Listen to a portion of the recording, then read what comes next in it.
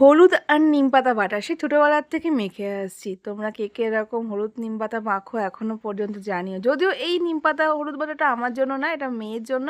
কারণ মেয়ের হাম বেরিয়েছিল বলে এই হলুদ নিমপাতা মাখিয়ে মেয়েকে স্নান করা হবে।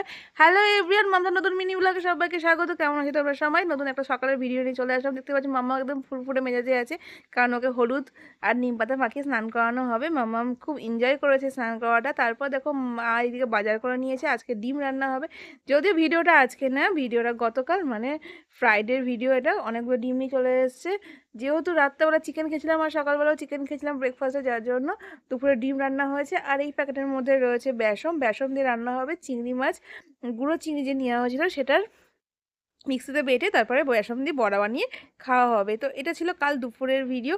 আজকে আমি লং ভিডিওতে নিয়ে আসলাম। দেখতে পাচ্ছ বেসন না, সরি, চালের গুঁড়ো রয়েছে। বেসন ঘরেই ছিল, এটা চালের গুঁড়ো।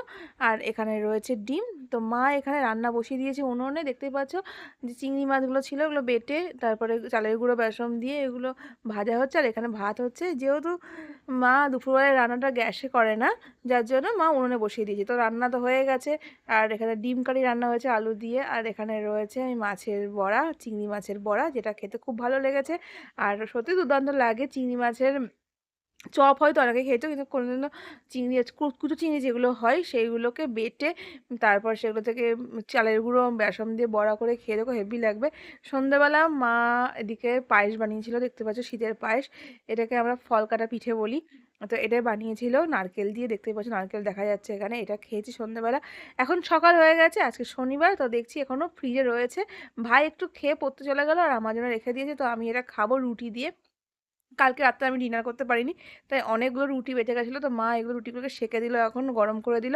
এই রুটি দিয়ে আমি খাবো এখন পায়েসটা। আর কালকে দেখছি ডিম কারিও অনেকটা রয়ে গেছে, একটা ডিমও রয়েছে। কিন্তু রাতে আমি ডিনার করিনি, যার জন্যই রয়ে গেছে। তো ডিম আমি খাবো না, এখন ভালো লাগছে না।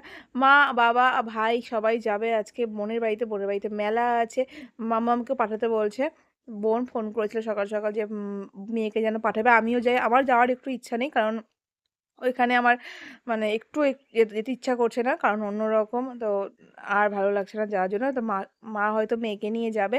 আর এদিকে দেখো ফ্রিজের মধ্যে রয়েছে আরও কিছু কুটো চিংড়ি। আজকে হয়তো বাকিটা রান্না হবে, জানি না মা কি করবে, কারণ মা সকাল সকাল রান্না করতে বসে গেছে।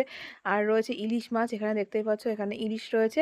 আর বাবা পুকুর থেকে যে পুঁটি মাছ হয়েছিল, বোন বলেছিল পুঁটি মাছ নিয়ে যাওয়ার জন্য, সেই পুঁটি মাছগুলো বের করা হয়েছে। এই ইলিশ মাছ আর পুঁটি মাছ মা বোনের বাড়িতে নিয়ে যাবে। আর বোনের বাড়িতে আজকে প্রচুর এলাহি আয়োজন, ফ্রাইড রাইস হবে, চিকেন হবে, মাটন হবে, সব কিছু রান্না হবে। সেগুলো আমার জন্য রাত্রেবেলা নিয়ে আসবে হয়তো। তো এগুলো আজকে রান্না বান্না। আর কুচো চিংড়িটা ফ্রিজেই রয়ে গেল, ওটা হয়তো নেক্সট টাইম হবে রান্না। এই হচ্ছে আমার আজকে মিনি ব্লগ। ভিডিও দিতে পারছি না, কথা বলতে পারছি না, নাক বন্ধ হয়ে যাচ্ছে, তবুও ভিডিও দেওয়ার চেষ্টা করছি, ভয়েস দেওয়ার চেষ্টা করছি। আমি জানি ডিস্টারবেন্স হচ্ছে, তার জন্য আমি সরি চেয়ে নিচ্ছি। দেখো মাছ এখানে ম্যারিনেট করা হয়ে গেছে, মা রান্না বসিয়ে দিয়েছে, সেটা বললাম। তো নেক্সট ভিডিও দেখা হবে সবার সাথে। আজকে ভিডিও যদি ভালো লাগে অবশ্যই লাইক কমেন্টস করে পাশে থেকো, সাবস্ক্রাইব করে পাশে থেকো আমার। আর দেখতেই পাচ্ছ ইলিশ মাছ ভাজা হয়ে গেছে, আর ম্যারিনেট করা ইলিশটা রান্না হবে। তেলের মধ্যে দিয়ে দিচ্ছে মা, দেখতেই পাচ্ছ।